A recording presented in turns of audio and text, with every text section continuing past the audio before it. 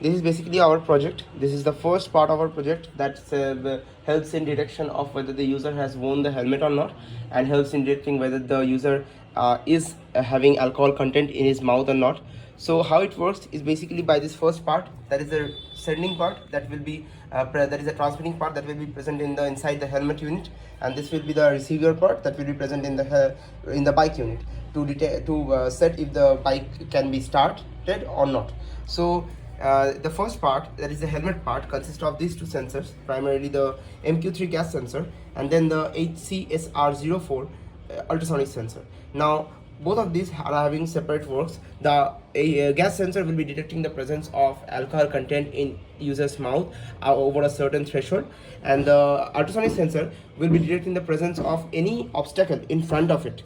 So basically how it works is it sends an ultrasonic sonar signal that will move out from this sensor and get obstructed by some obstacle and reflected back to this sensor itself.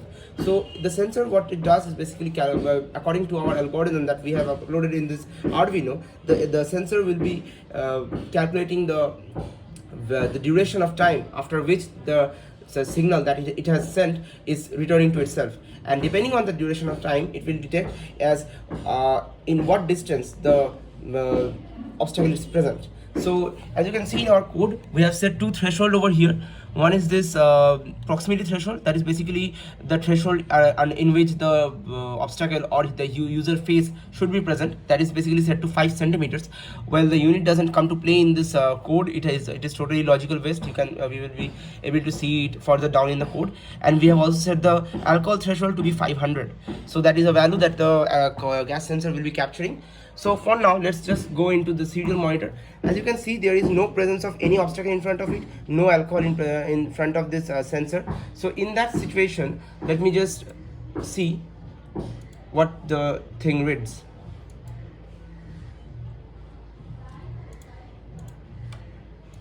So as you can see, we will be able to read the values. See, the values that are being printed here are basically 367, 368. This is basically the value of the gas sensor.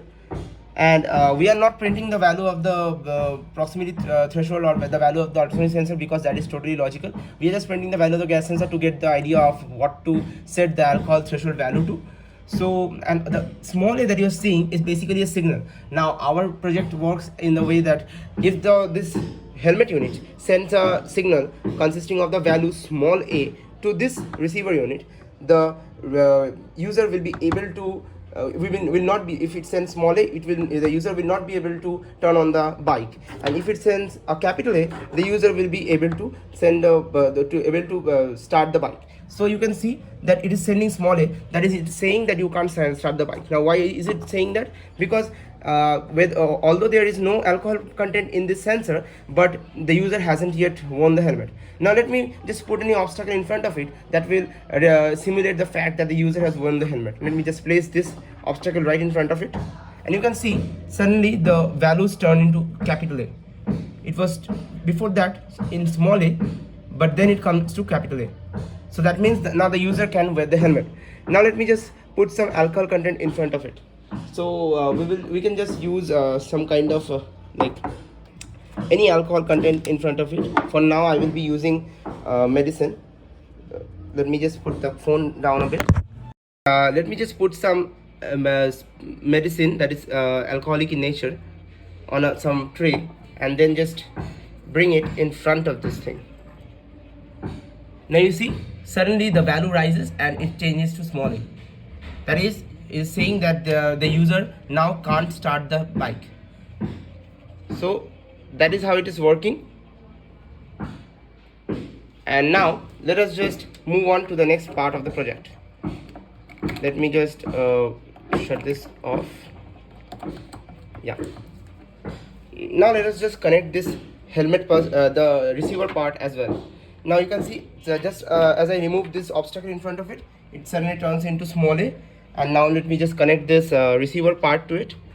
The receiver part will be connected very soon. Yeah.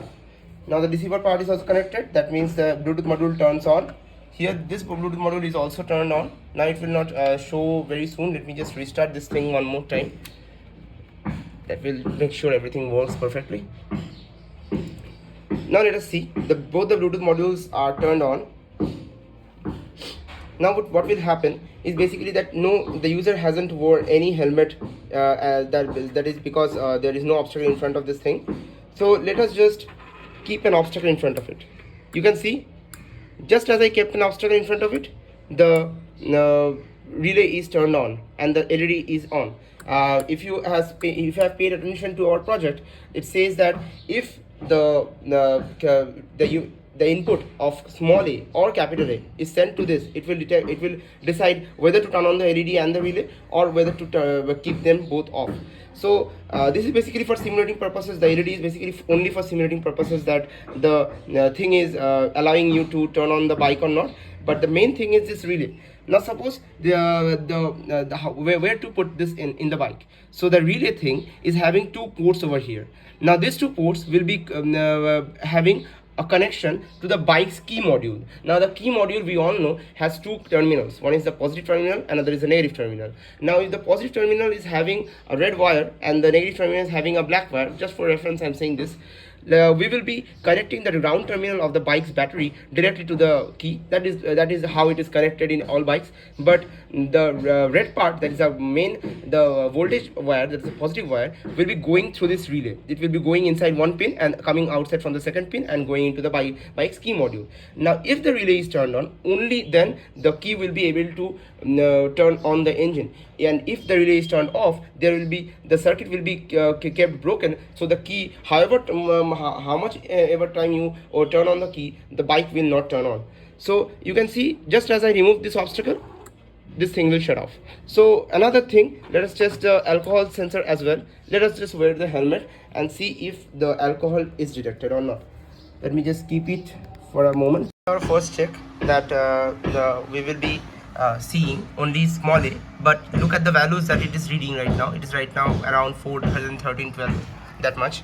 And now if you wear the helmet, the value turns into capital A and the relay is on, as well as this LED is also on. You can understand the relay is on by looking at this red light over here. And now if you don't wear the helmet, that the relay will turn off. You wear the helmet, relay on, unwear the helmet, turn off. So that's how it's working. Now let's check for the alcohol sensing part.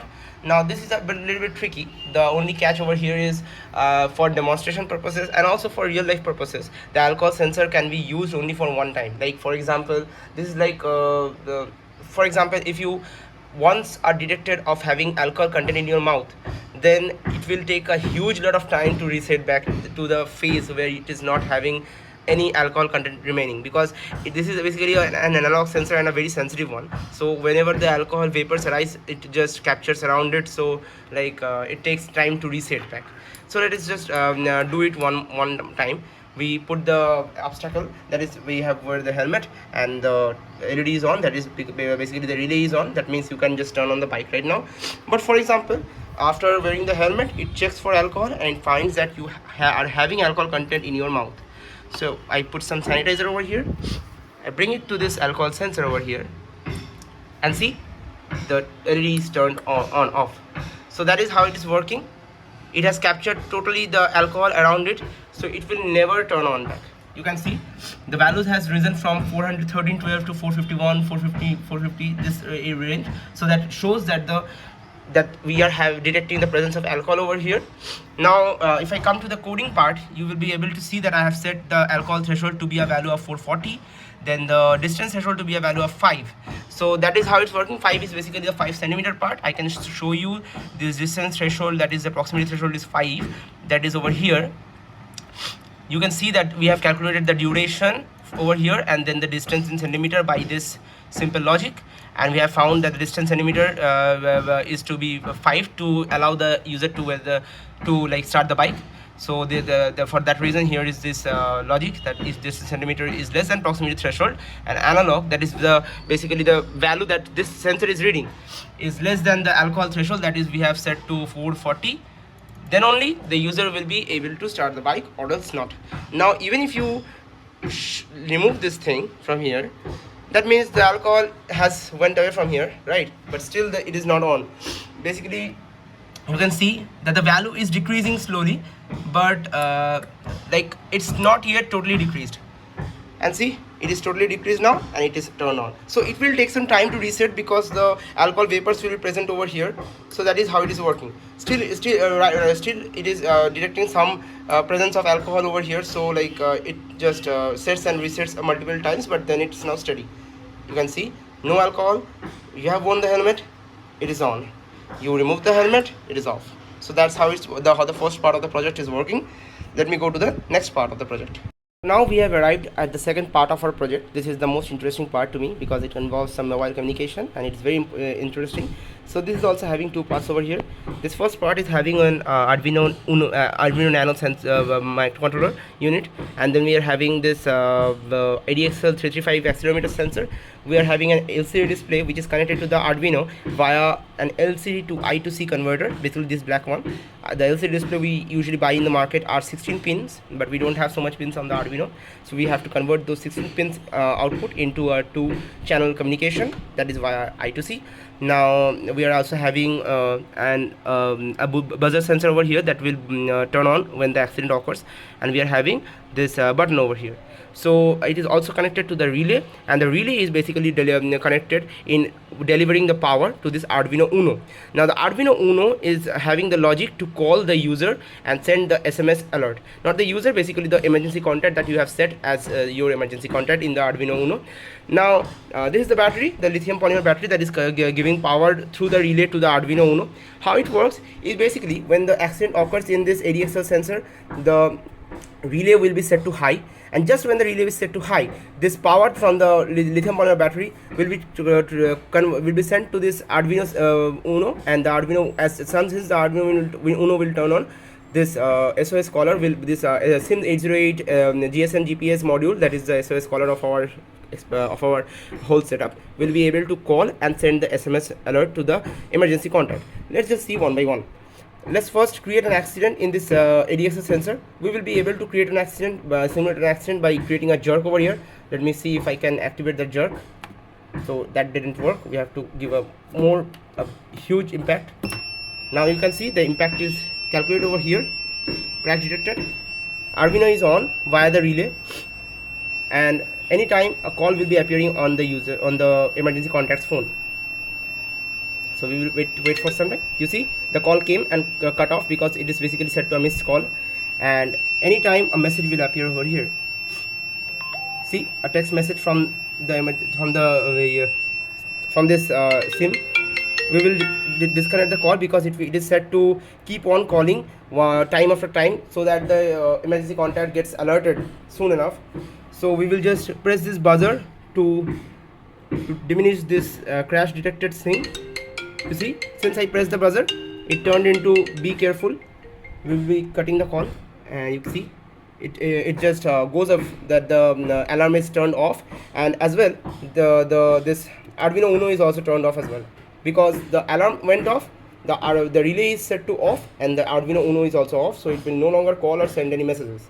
Now let's see what message it has sent. It has sent that I have faced an accident at this particular location and need help. So you can just press on this, and it accurately shows my location over here.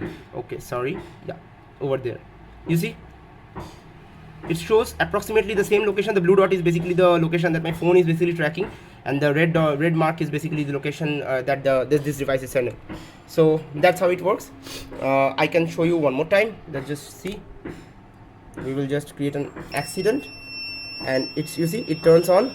It is also on. It will now work like a charm.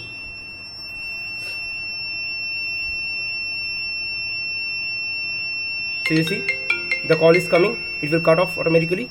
You see, there is this magnitude thing over here. Now if we just turn this off, it will turn off. So that is how it is working.